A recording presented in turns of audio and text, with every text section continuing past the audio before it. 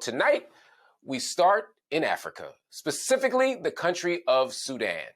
The nation has gone through years of tribal clashes and a coup that removed a president who was in power for 30 years without a democratic election. After that, there was a deadly civil war between civilians and the government. And at that moment, they said there's a transitional government where there will be a compromise between the people and the state. And guess what? It didn't hold up. But the people continued to fight because the people demanded power.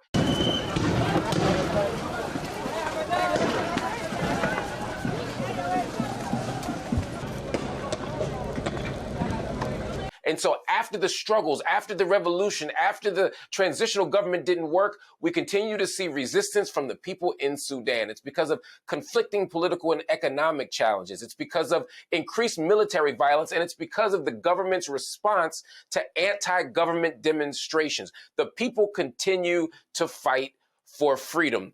But what happened to those plans to put democratic rule back in the hands of the people? Joining me to answer that is Muzan Alneel. She is a writer, speaker, and the co-founder of the Innovation, Science, and Technology think tank for people-centered development in Sudan. Muzan, good to see you, my friend. Always a pleasure to join you, Mark. Thank you. What has happened over the past year? The world, at least the Western world, said, hey, there's a revolution. We're taking notice. We want to see what happens, and then silence. Well, yeah, the revolution or this wave of protest started at the end of 2018, December 2018. And as you said, it led to toppling the dictator for 30 years. And then we had the transitional government for a couple of years. And as your viewers might know, in October 2021, the heads of the military in Sudan carried out a coup against the transitional government, which they were partners in as well. And the coup did not come as a surprise to us in Sudan. It did not come as a surprise to anyone in Sudan, because leaving part of the power at the hands of the military leaders and expecting them not to use it to regain full power was just an absurdity that the international community tried to convince us of, but it was not difficult to see through it. And protests started against the coup in the first hours when the rumors about the coup came out at the early hours of October 25th, 2021. And the organized protests did not stop to date. It's still going on. The protest schedule are announced monthly by the resistance committees. In addition to that, there are always, out of schedule protests. For example, today in my part of the city in Khartoum, there was a protest against the forced evictions that took place against street sellers and the destruction of their goods by the police. Our protests had always been peaceful, yet the state forces have killed more than 117 peaceful protesters since the coup, so just in 15 months. And the international community tries to downplay that, to continue to call for negotiations and a compromise with the military. And the establishment opposition, who were partners in the transitional government, after months of playing word games and lying about secret meetings with the military, they are now openly meeting with the military leaders and actually even signing agreements with them. On the other side, the resistance is growing stronger in Sudan. The resistance committees have linked across the different states of Sudan and worked together on issuing a political charter. Let me pause you for a second, Muzan, because there's some interesting things you're saying here that I think the audience might need to get a little more context for. So the first thing is, the president is overthrown. The government of Sudan, which had ruled without a mandate, without a free democratic election in decades, is overthrown. And now there's a transitional government. The understanding we had of the transitional government was that the civilian government, the military government would work together. The military that had been ruling would finally play nice and play fair.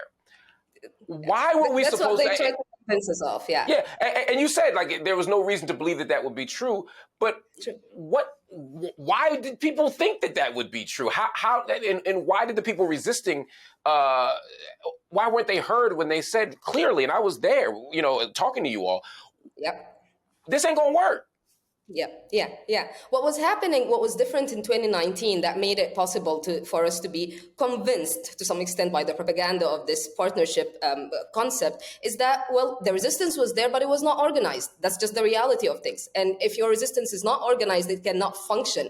And Ooh, that's propaganda good. can win. That's just the reality of things. And what happened over the past 3 years, two of them under the transitional government, seeing the lies of the transitional government, seeing that they're still, doing exactly the same policies of the toppled regime. There was no difference other than the different propaganda linked to them now with the help of the international community. And also then in a year under the coup, seeing and fighting against the military and fighting in the streets against the military, the resistance has organized itself on so many levels. I was telling you, there's the political charters that they've put out.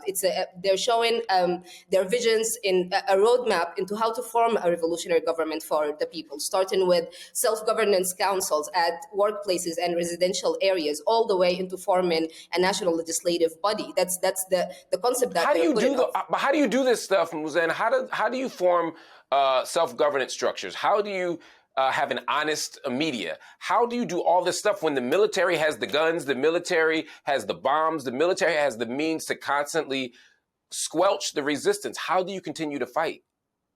The way to do it, and that's what the resistance committees are also saying, there are two things. First, the protests are the way to stop the military from taking more space and taking more power and actually being able to take full control of the country. They cannot now. The protests can take place, the protests can close streets, the protests can take place all the way to the presidential palace, and the resistance committees can, because of this space created, they can have events where they even invite those international community representatives to watch and listen to their vision, and that takes place, and the government can do nothing against it. That is one side of how to stop the military. The other side is creating the different states. So the resistance committees are also have evolved in terms of service provision. So they are doing free healthcare days. They are paying the school fees so kids do not get kicked out of school. They are doing programs for taking care of the homeless. They are creating this different state that they're talking about, while the military and the elite, the international community, are trying to protect the old criminal model of the state. They are building this other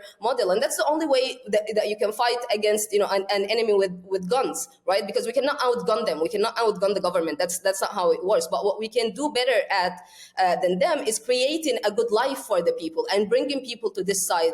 That includes, one day it will include even the soldiers that they are now using as killing machines, and we have seen that. Only a day ago, I saw a photo from one of the free healthcare days where I saw a soldier in his full uniform, and he's sitting there getting healthcare because the military state is not providing that for him.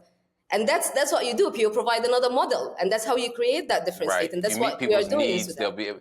So is that the answer to how to stabilize things, how to ultimately come to a civilian democratic run government? Is that the answer? Is to find ways to meet people's needs, to convince and convert the folk who are engaged in supporting the government? The reason I ask is because I'm a little skeptical. Power tends to want to hold on to power, and the military has all the means to incentivize people to keep fighting and keep repressing. And I want to see this resistance win. So what do we got to do? The thing is, it's not that you don't just do it to convince people. We do it because this is the model that we are advocating for, and we think it works. So if that model works, then let's do it. Let's put it on the ground. Let's implement it, and let's see it. And that's the thing. We also believe in this model being done democratically. It's not like we're gonna force it on anyone. That's how it needs to be done. So the way is creating a government that is actually from the bottom up in structure and in its priorities and what kind of needs it wants to cover and what comes first. We're going to keep covering Sudan. We're going to keep covering the revolution, the post-revolution, the next revolution, and most importantly, the victory. Because I believe y'all going to win, and I believe of course Sudan we're will be winning free. Already. It's been 15 months. It's been 15 months. They cannot even form a government. So I guess they are losing, and the resistance committee is winning space, and it's winning people.